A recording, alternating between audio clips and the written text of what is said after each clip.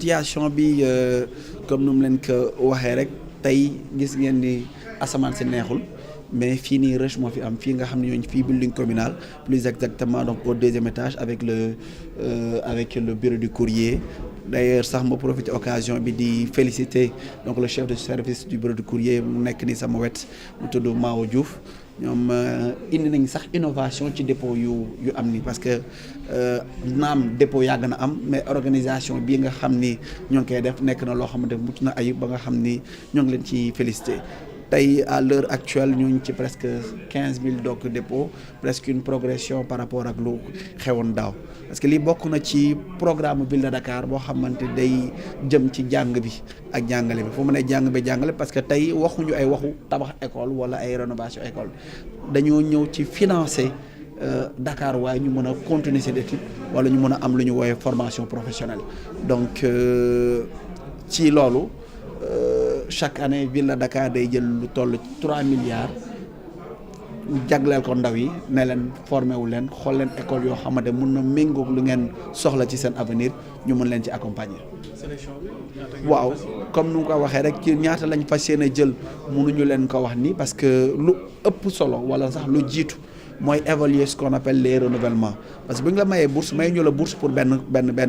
année par cycle nañ la koy may c'est-à-dire boo la mayee bourse première année on est obligé de renouveler ça pour la deuxième année renouveler ko aussi donc pour la troisième année loolu moom mooy tax nga mun a jeexal sa cycle au moins génnee ak benn diplôme mais bu ñu la mayoon bourse rek juste pour première année après ñu dagg ko amaana di nga am ay jafe-jafe yoo xam ne dina la mën a téye ba doo mën a continuer ses études moo tax balaa ñu naan ñaata la ñuy joxe il faut que au moins ñu dem lu ñu woowee commission xool renouvellement yi ñaata la évaluer leen ba pare mun a xool ban marge la ñu mën a dégager tout simplement pour nouvelle attribution yi par rapport ak enveloppe boo xam ne moom la ñuy jox lu jëm ci bourse bi voilà. Comme vous avez pu le voir donc il y a un rush au niveau du building communal plus exactement au deuxième étage avec le service courrier qui s'attelle tout simplement à enregistrer les demandeurs donc de bourse et comme vous le savez la bourse fait partie de la politique éducative de la ville de Dakar parce que Dakar a tout simplement comme rôle d'accompagner ses citoyens à pouvoir poursuivre leurs études. Donc quand je dis études, je parle souvent donc des études supérieures parce qu'aujourd'hui, il ne s'agit pas de la construction des écoles comme vous le voyez souvent ou même de la rénovation des écoles. Mais aujourd'hui, il s'agit tout simplement de permettre aux Dakarois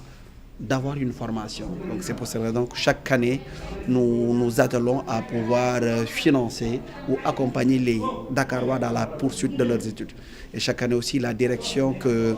j'ai l'honneur donc voilà de driver ou bien même de diriger par le biais donc du conseil municipal de la ville de Dakar attribue 3 milliards d'accompagnement aux Dakarois pour tout simplement la formation. Et aussi, je profite de l'occasion pour féliciter le service du bureau du courrier qui n'a ménagé aucun effort donc pour la réussite en quelque sorte de cette campagne. À l'heure où je vous parle, ils sont donc à 15 000 dépôts qui ont été recensés. Ce qui veut dire qu'encore une fois, c'est une progression par rapport à l'année dernière. Et combien seront sélectionnés? Alors donc combien seront sélectionnés à ce moment-là, nous ne pourrons pas vous le dire parce qu'il faudra au moins que nous passions en commission et que nous passons plutôt en commission et c'est à travers cette commission qu'on pourra voir déjà combien de renouvellements nous pourrons avoir et aussi combien de nouvelles attributions nous pourrons faire. Parce que ce que les gens oublient, c'est que lorsqu'on donne une bourse, on le donne par cycle. C'est-à-dire que cette personne qui avait bénéficié d'une bourse à la première année est obligée de renouveler sa bourse à la deuxième et jusqu'à la troisième année. Parce que si aujourd'hui vous aidez une personne à payer ses études pour la première année et que vous l'abandonnez en deuxième année, ce qui veut dire effectivement qu'il y aura une déperdition.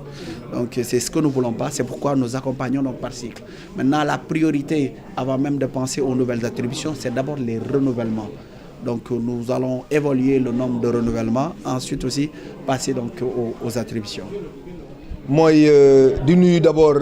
sama collègue, di nuyu le directeur, di nuyu aussi ki nga xam ne nii mooy commandant Diéré bi nga xam ne nii moom ak équipe am di corps volontaire yi ñoo ñuy dimbali ci liggéey bi par rapport ak organisation bu mucc ayib bi ngeen fi gis. li ma ciy dolli mooy depuis lundi 23 la ñu commencé tey ñu ngi ci vendredi la 4 muy dernier jour clôture bi li ñu constaté mooy les gens sont là ñi ngi ñëw ak doole parce que soo leen xoolee première semaine bi du lundi au vendredi daka taw teewul étudiants yi ñi ngi doon ñëw di déposer étudiants yi ñi ngi doon ñëw ak seen i kayit yu tooy ñi ngi doon ñëw ci tooyaay bi di déposer loolu rek am na lu muy wundu mooy nit ñi am nañu soxla nit ñi am nañu bëgg-bëgg waaye nit ñi yoruñu